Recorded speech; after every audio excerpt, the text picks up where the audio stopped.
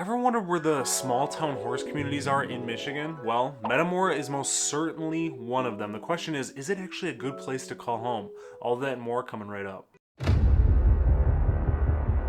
Metamora, Michigan is one of those extremely rural communities that doesn't often fall on people's radar, but once you start digging, you become fully immersed in what this fine community offers. Be sure to stick around until the end as I go over all things Metamora and the good and bad things that you should consider in your decisions if you call this area of Michigan your new home. Metamora, Michigan, for starters, is a village located in Lapeer County. It's a few stones throw north of Oxford and Lake Orion, which are areas I have made videos about that I will link in the description if you are interested. Metamora is the first community I have talked about located in this county, and I'll talk about why there's some pros to living here as well. This village is 0.83 square miles in size with a population of just over 600 people. It's safe to say these residents know their neighbor's first, middle, last name, and maybe their social security number too. Kidding, but maybe. But just like the other villages throughout Michigan, there is a township that surrounds. Metamora Township is 35.3 square miles in size with a population of under 4,500 people. This township also bleeds into Oxford a little bit too, so keep that in mind when we talk about schools later. Kicking this Metamora, Michigan review off with the good things, and that is the ungodly amount of space. It's quiet and tranquil living over there, to say the least. There's a reason that the area has equestrian written all over it. This isn't a place where you are going to sneeze and your neighbor says bless you, but I will say there are some properties located in the village of Metamora that get a little tighter in town, which are on as little as 0.15 acres and up to 5.2 acres based on the current inventory that's active, pending, and sold within the last year.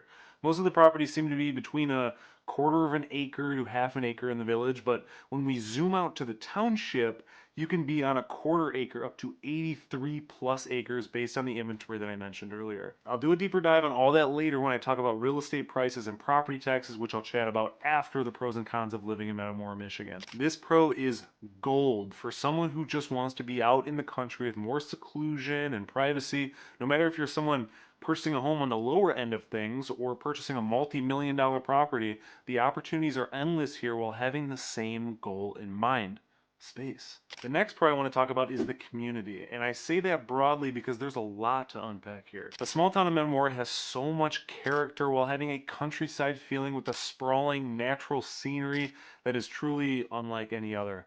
Metamora's name came from the Native American term meaning among the hills, and if you make a visit, you'd say that's pretty fitting, I'm sure. Most centralized Metro Detroiters who are honking and in bumper to bumper traffic, dishing out the cuss words, have no idea this area exists, and if they do, this is where people will escape to get away from that faster city life. The misconception that I want to clear up about this little town is the assumption of there not being any community aspect, because in your head you might be thinking, oh, that makes sense. Everyone has a farm or horses that keep them busy, so why would community be a priority? And I get that, but Little Metamora has a downtown development authority consisting of 10 board members that work to improve the community and bring them all together. You can jump on the village website right now and see their budget and see how their funding goes towards things such as streetscapes, park improvements, historical society improvements, sidewalks, decorations, events, concerts in the park, and so much more in an attempt to bring everyone together.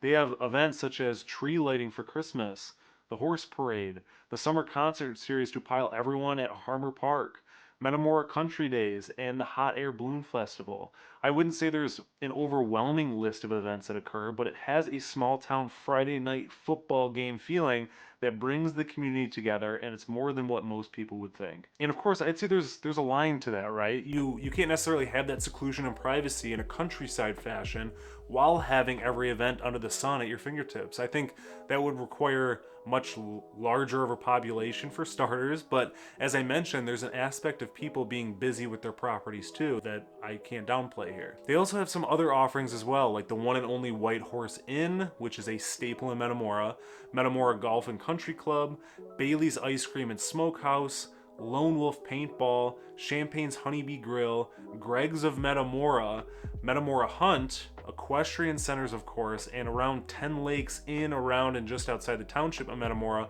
for all your water sports. There's a McDonald's, a Rite Aid drugstore, salons, a Metamora market and general store, and Great Lakes coffee. I think if there's one thing to take away from this list is Metamora doesn't shy away from nature and outdoor offerings, which is refreshing to see in a world where technology is running our lives.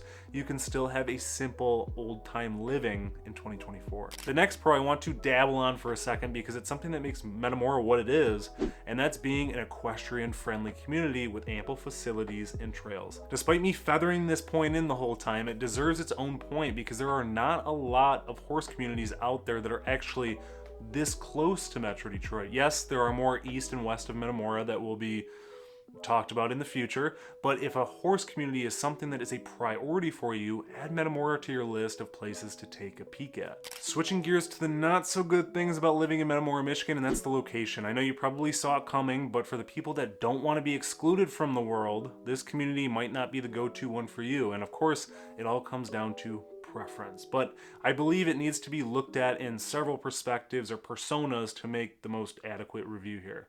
The pro to see in this con is it's actually not that far away in the grand scheme of things, being just over an hour from Detroit, probably an hour 20 during rush hour, an hour 20 or an hour 40 from Ann Arbor based on traffic, and an hour 20 to almost 2 hours away from Novi. But if you're making that commute every single day, I could see that being a little irritating. I don't know if I'm mathing correctly, but that's almost 31 days a year driving an hour and 20 minutes back and forth to Detroit. That's a little yuck if you think about it too much, but secure that work from home job ASAP, problem solved. And that's something to think about with healthcare too. Something I always wanted to mention in terms of location is there's often the concern in rural communities about internet, utilities, trash, and transportation, so I've included a link in the description to answer those questions for you. On top of the location being pretty far out there, the next con has to be the offerings. Of course, I wanted to shed light on the offerings they do have because they aren't always known in these small towns, as they are often more criticized for what they don't have. Again, it's all a preference, and I think if you're someone who has been following to this point, you have a sense of if this community is right for you or not. It's outdoorsy, it's hunting, it's small town living with just enough amenities to keep the residents of Metamora from having to travel far and wide for essentials. And that's all fine and good, but as someone from a metro area across the United States, you might be looking at these offerings as nowhere near enough, and that's okay too. I'm glad this could be answered for you.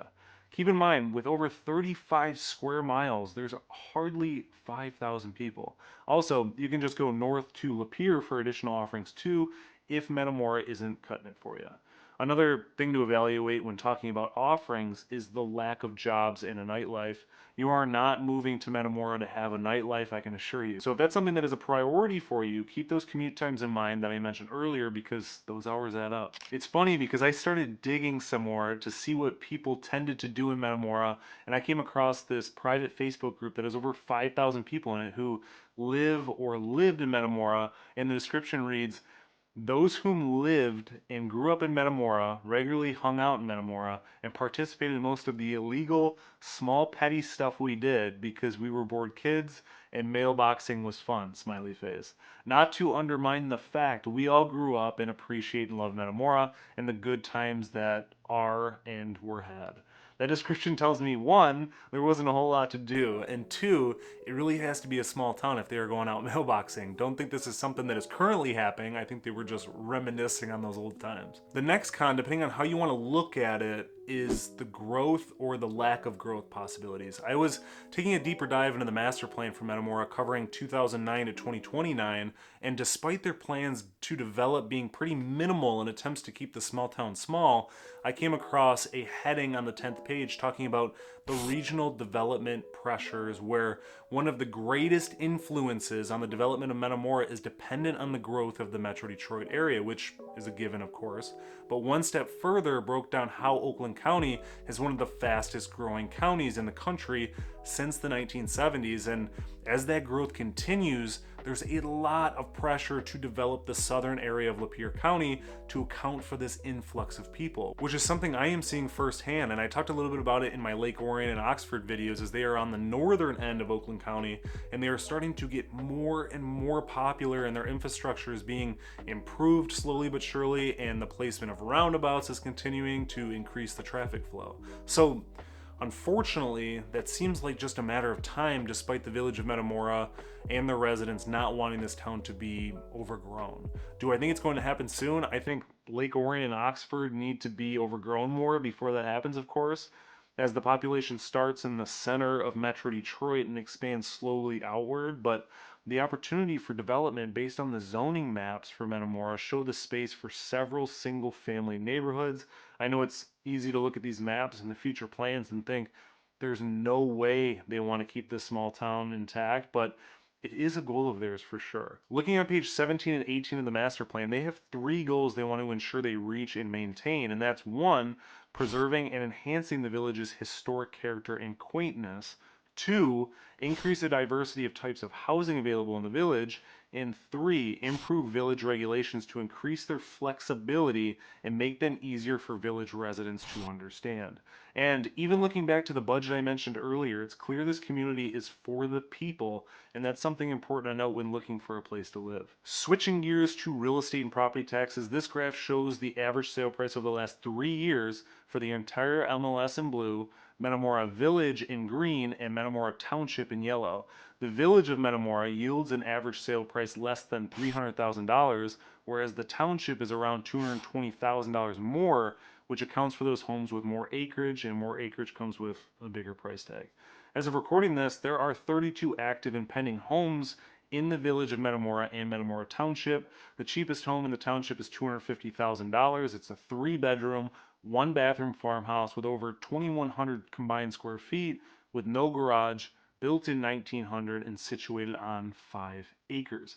The cheapest home in the village of Metamora is $379,900. It's a 2-bedroom, 2.5-bathroom condo with 2,430 square feet with a 2-car garage and built in 2003 with an HOA fee of $400 a month. And then we jump to the most expensive home in the village of Metamora for sale, and that's a 4-bedroom, 2.5-bathroom ranch with a basement situated in a golf community with 2,350 square feet with a 2-car attached garage and built in 2014 and situated on 0.15 acres with an HOA fee of $138 a month for maintaining the grounds. Now we have the most expensive home in the township, which is a $4,650,000 log home with 4 bedrooms, 5 bathrooms, 7,410 square feet, built in 1997 with a 3-car attached garage and situated on 81.73 acres. Based on the homes for sale, the average price point is about $400,000, so I'll use that to show you the price for the property tax amounts. I have linked the property tax rates in the description so you can look up any community as well. It's 176 pages long, and that's where Control Find will definitely come in handy. Here we have Metamora Township, which covers the school district of Lapeer, Dryden, and Oxford. Then we have the village of Metamora lined up with just Lapeer schools.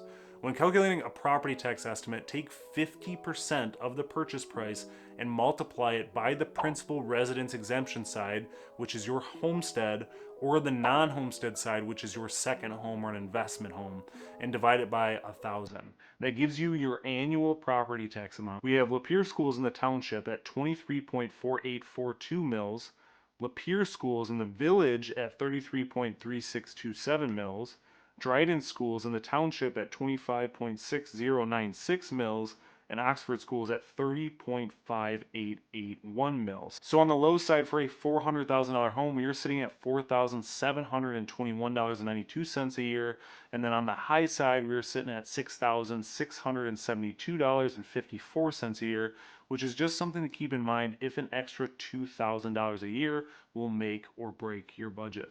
So, what are your thoughts on Metamora, Michigan? Drop your thoughts and experience in the comments below. If you're thinking about moving to Michigan in one day or a cajillion, feel free to reach out anytime. I also have a link to the Living in Michigan newsletter to give you insight on all things Michigan, so be sure to subscribe so you never miss out. Thanks for watching. Till next time.